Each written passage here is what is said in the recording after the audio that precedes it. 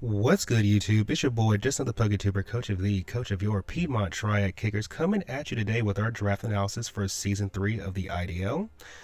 We are participating in two different divisions, and this draft analysis is pertaining to the Champions Division, or the VGC Division. Champions, VGC, they're synonymous for each other, and we know this at this point.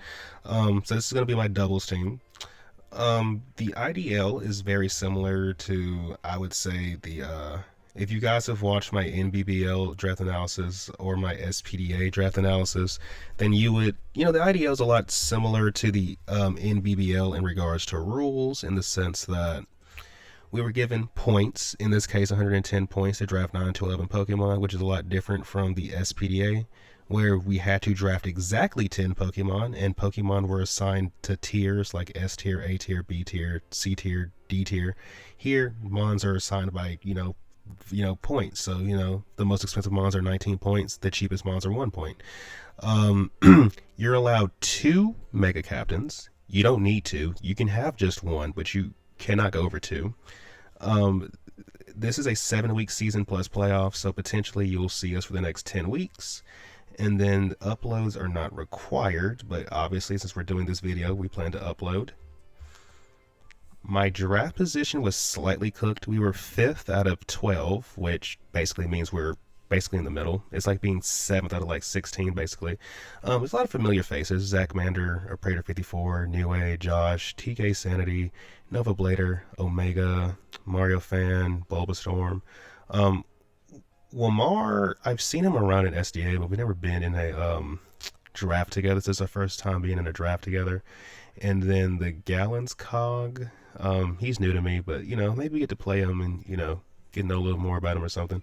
But yeah, guys, being 5th was kind of like, at first I thought it was going to be really bad, but I ended up drafting a team that I feel like I'm really going to like, because at the end of the day, we were early in the draft, so we still managed to get some, really good stuff. So yeah, guys, I've gone over the riffraff, so let's get into the team.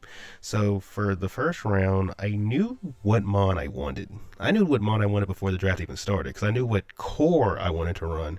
And I knew being 5th, this means I could get this Mon more than likely, assuming no one sniped me, because this Mon is really sought after.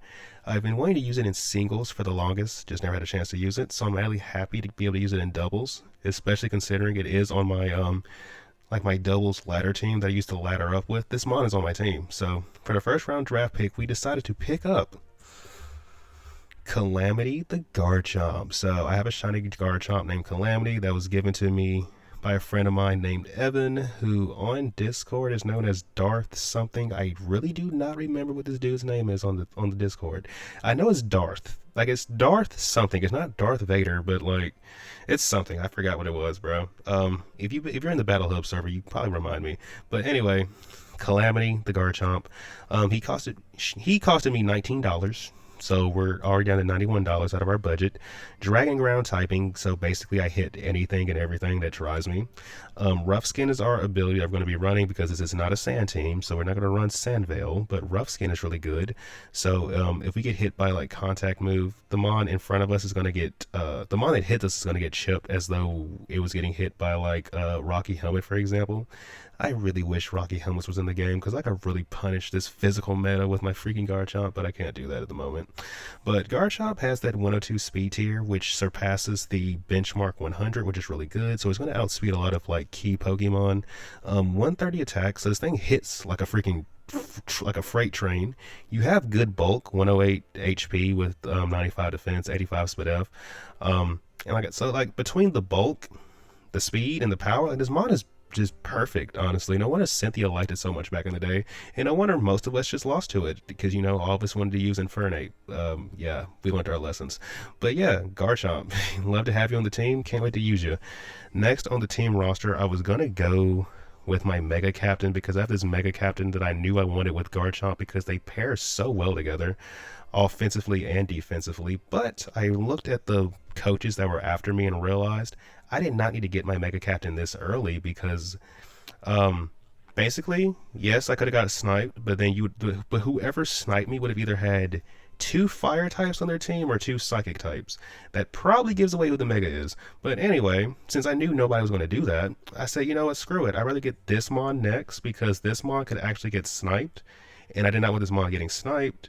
This mon is none other than Loki the Whimsicott. So I caught a 3rd shiny Whimsicott, nicknamed it Loki. This guy was also $19 because in doubles, Whimsicott is a demon with Prankster. It's not going to be doing like a lot of like damage, but like on the support end, this mon is a menace. Like you get Encore. So a commonly used move in doubles is Protect. If you protect in front of a Whimsicott, there's a good chance it's going to encore you into protect and your life is going to be ruined for the next few turns.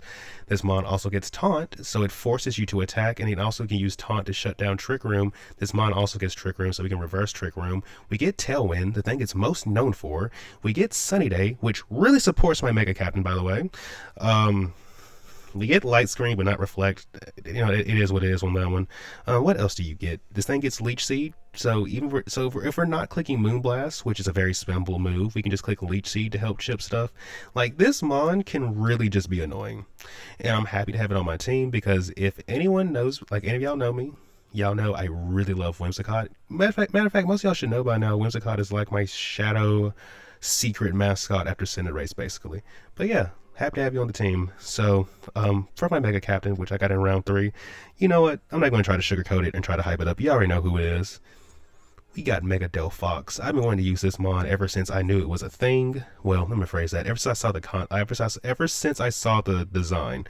I mean, I liked the concept when I saw what it was like, the description, but I knew the design was what's going to really captivate me.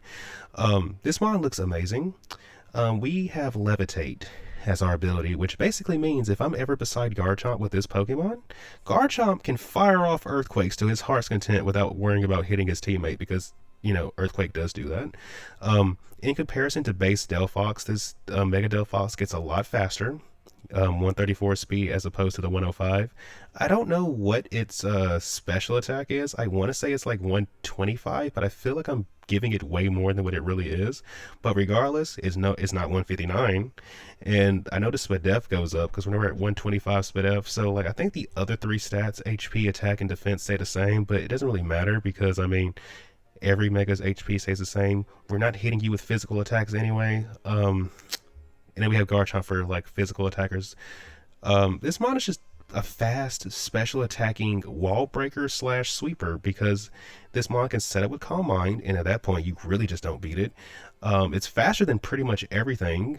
And then just like Whimsicott, it also gets Encore. So if you try to protect in front of this mon because you're scared of the damage, oh, guess what? I'm going to Encore you into protect, and there's going to be turns where I'm guaranteed to hit you no matter what anyway. So you might as well just take the damage at that point, right?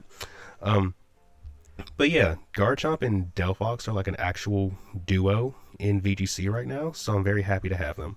So after this, because at this point I've kind of got all the mons I knew I wanted to have, so from this point forward we're just basing our picks on like roles and what I think the team needs.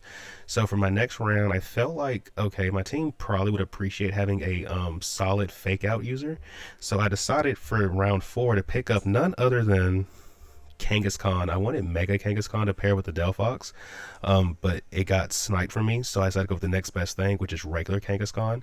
Pretty bulky mon, 105 HP with 80 defenses, you know, it adds up. But the main selling point for this mon is, so this is a very physical meta, right?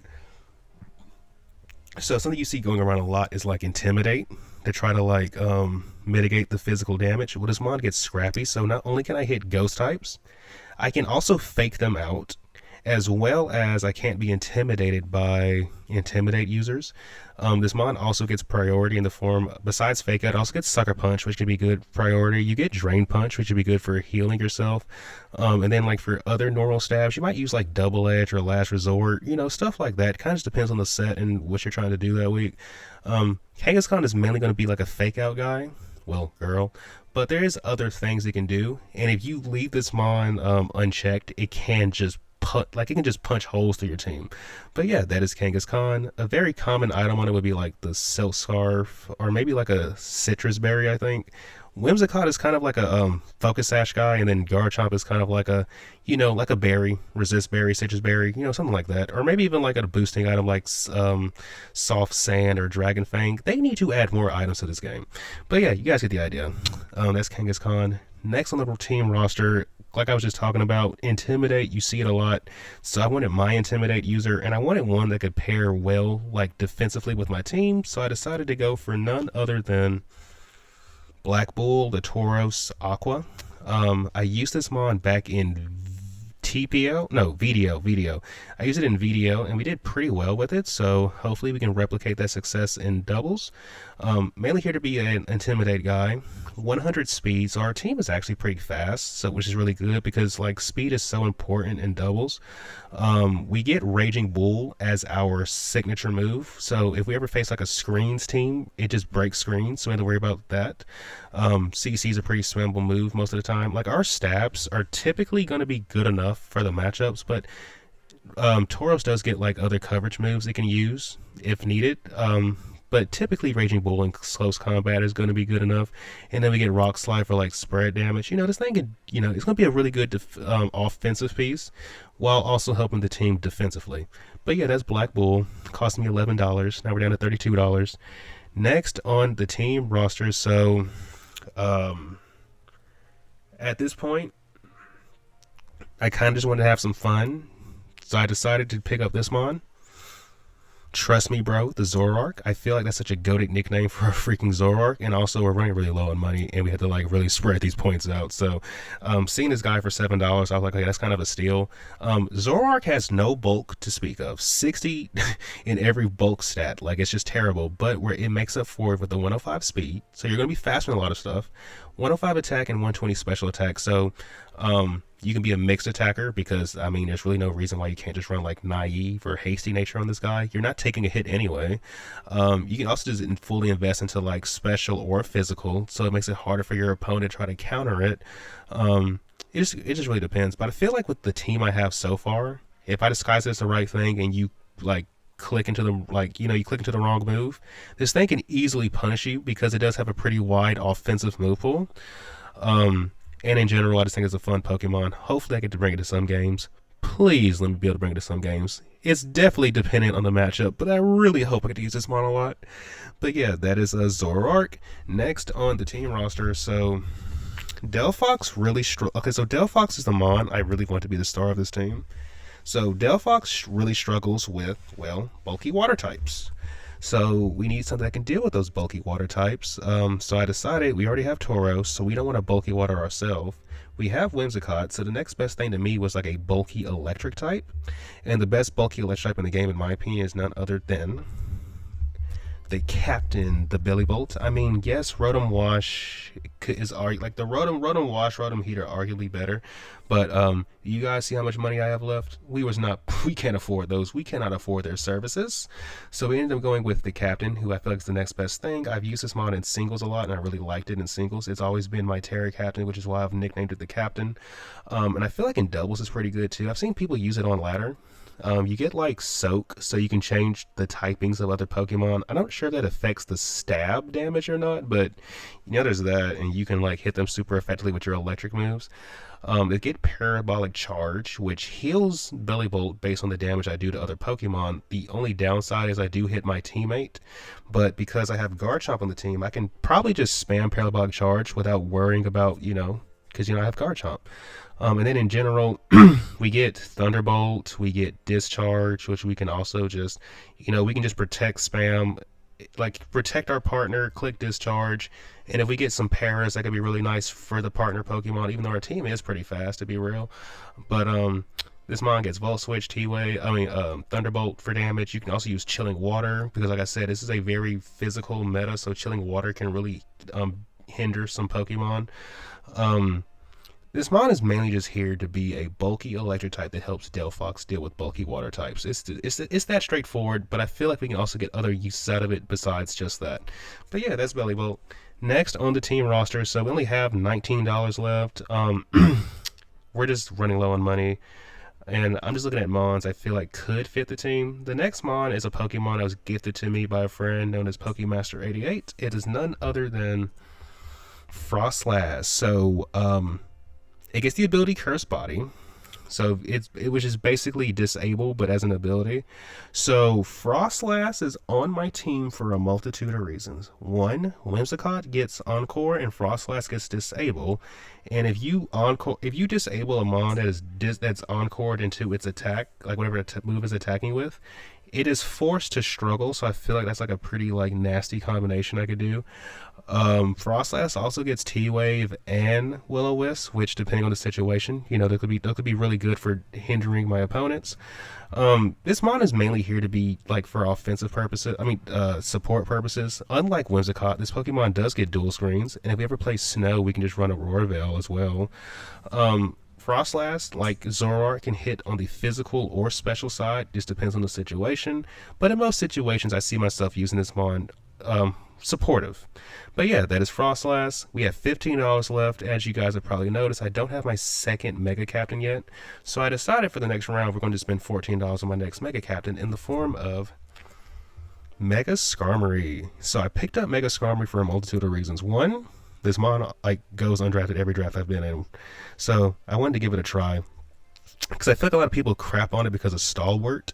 Stalwart sucks in singles, I'll admit, but in doubles, Stalwart is not a bad ability. You can't be redirected. And just like Delphox, I feel like Skarmory pairs really well with Garchomp because, so like Delphox beats most of the stuff Garchomp is weak to. Garchomp is weak to Fairy, Ice, and Dragons. Garchomp can muscle his way through Dragons, but then it's like the Fairies and the Ice types.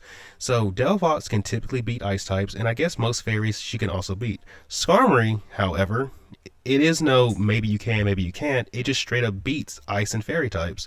And then Garchomp, like I said, beats the Dragons by itself. So Garchomp and Skarmory pair really well offensively together because they can more or less beat the, like for example, Skarmory's weak to fucking, I mean, excuse my, drop my French, I'm sorry. As you can tell, I'm getting very passionate about my team. But anyway, Skarmory's weak to fire. Garchomp can hit fire types, and then you know, like other things, like you get the idea. They just pair really well offensively. Whether it's Garchomp and Delphox or Garchomp and Skarmory, like we're gonna be, you know, getting stuff done. Skarmory's also a flying type, so just like Delphox, you don't have to worry about freaking getting hit by Earthquake unless for some reason we click Roost that turn, which you get the idea. So Skarmory, Mega Skarmory, in comparison to the normal one, gets a lot stronger. It loses some defense because I don't think because I want to say it has like 70 attack before it freaking mega. So just to give it 70 extra attack, they had to take away some defense.